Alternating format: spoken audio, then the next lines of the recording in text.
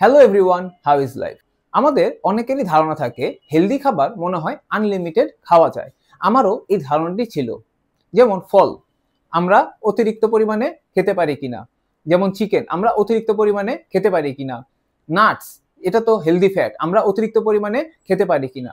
কিন্তু যে কোনো খাবারই আমাদের পোর্শনের থেকে যদি বেশি খাই তাহলেই সেটা এক্সট্রা ফ্যাট হিসেবে জমা হবে এবং আমাদের ফ্যাট লস জার্নি স্লো হয়ে যাবে বা ফ্যাট লস হবে না। আমি যেখানে অফিস করি জাস্ট অপর পাশে যে ভাইয়া বসে সে এখন থেকে হেলদি ডায়েট ফলো করছে এবং কোনো ধরনের জাঙ্ক ফুড খায় না, কিন্তু সে অতিরিক্ত পরিমাণে ফল খায়। তখন থেকেই আমার মাথায় এই কন্টেন্টটি আসে যে এটা আমাদের জানা উচিত, অতিরিক্ত যে কোনো খাবার খেলে এটা হোক হেলদি হোক আনহেলদি সেটা ফ্যাট হিসেবে আমাদের বডিতে জমা হবে এবং আমাদের ফ্যাট লস জার্নি স্লো হয়ে যাবে। আজকের ভিডিওতে আমরা এটা নিয়েই কথা বলবো, হাউ উই গেইন ফ্যাট বা আমাদের বডিতে যে ফ্যাট গেইন হয় সেটা কিভাবে হয়।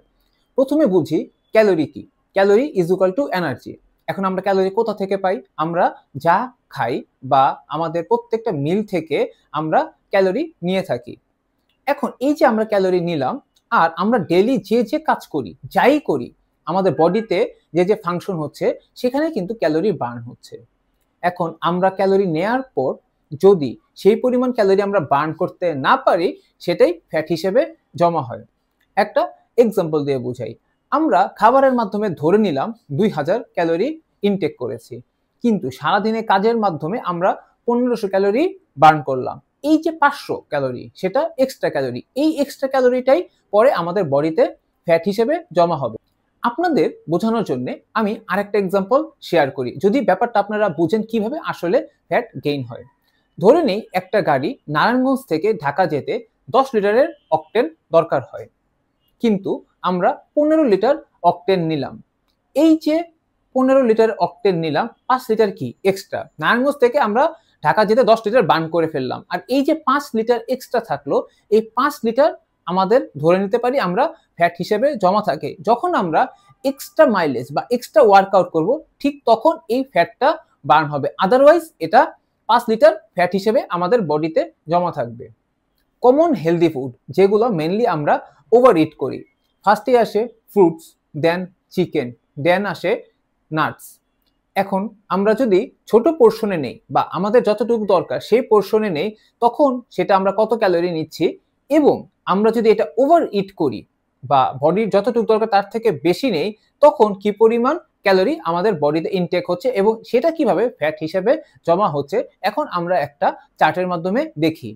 ফ্রুটস আমরা যদি ছোট পোর্শনে খাই 100 গ্রামের মতো, তাহলে আমরা অ্যাপ্রক্সিমেট ক্যালোরি নিচ্ছি 60 টু 80 ক্যালোরি। কিন্তু যদি আমরা ওভার ইট করি বা আমাদের যতটুকু ইচ্ছা ততটুকু খাই, ধরে নিলাম 500 গ্রাম, তখন সেটা 300 টু 400 ক্যালোরির মতো হয়ে যাচ্ছে। নাটস যদি আমরা 15 গ্রাম খাই তাহলে আমরা 90 টু 100 ক্যালোরি এই নাটস থেকে পেয়ে যাচ্ছি এই 15 গ্রাম থেকে। কিন্তু আমরা যখন নাটস খাই তখন কিন্তু অনেক পরিমাণে খাই, ধরে নিলাম আমরা 100 গ্রাম নাটস খাচ্ছি, সেটা কিন্তু 600 টু 650 ক্যালোরির মতো হয়ে যাচ্ছে, যেটা ইকুয়াল টু একটা ফুল মিলের সমান হয়। চিকেন যদি আমরা 200 গ্রামের চিকেন খাই সেখান থেকে আমরা 300 টু 350 ক্যালোরি পাই, কিন্তু সেটা যদি আমরা 500 গ্রামে নিয়ে যাই, কারণ যেহেতু আমরা মনে করি যে চিকেন আমরা ওভার ইট করতে পারবো কারণ চিকেন হেলদি খাবার, সেই 500 গ্রাম চিকেন থেকে আমরা 8 টু 850 ক্যালোরি পেয়ে যাই। এই হেলদি খাবারগুলাই যখন আমরা ওভার ইট করি আমরা এক্সট্রা ক্যালোরি নেই, আর এই এক্সট্রা ক্যালোরিগুলাই আমাদের ক্যালোরি সারপ্লাসে নিয়ে যায়। আর ক্যালোরি সারপ্লাস কি সেটা আমরা আগেই বলেছি, আমাদের বডিতে যতটুকু ক্যালোরি দরকার তার থেকে বেশি ক্যালোরি নিলে সেটা ক্যালোরি সারপ্লাস হয়। আর এই ক্যালোরি সারপ্লাস থেকে কিন্তু আস্তে আস্তে আমাদের বডিতে ফ্যাট জমা হতে শুরু করে বা ফ্যাট গেইন হয়। Truth behind healthy food and fat. আমাদের হেলদি ফুডই খেতে হবে। এই হেলদি ফুড আমাদের নিউট্রিয়েন্টস দেয়, যেমন কার্বোহাইড্রেট আমাদেরকে এনার্জি দেয়, প্রোটিন আমাদের বডির মাসেল রিপেয়ার করে, ফ্যাট আমাদের বডির হরমোনাল ব্যালেন্স করে।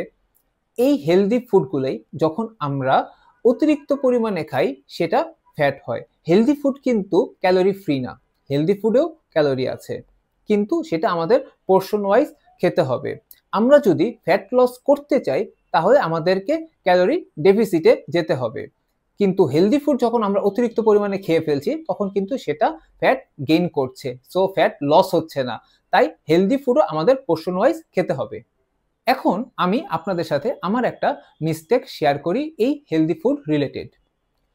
আমারও কিন্তু ধারণা থাকতো যে হেলদি ফুড আনলিমিটেড খেতে পারবো। আমি 2.5 বছর আগে ফ্যাট লস জার্নি শুরু করি।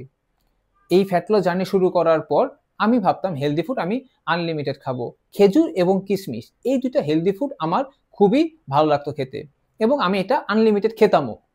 কিন্তু যেহেতু আমি ফ্যাট লস জার্নিতে ছিলাম সেই সময় আমার ফ্যাট আসলে লস হচ্ছিল না এবং আমি যখন জানলাম 100 গ্রাম খেজুরে 300 থেকে 320 ক্যালোরি থাকে এবং 100 গ্রাম কিশমিশে 300 থেকে 320 ক্যালোরির মতো থাকে, ঠিক তখনই আমি এটার পোর্শন কমিয়ে দেই।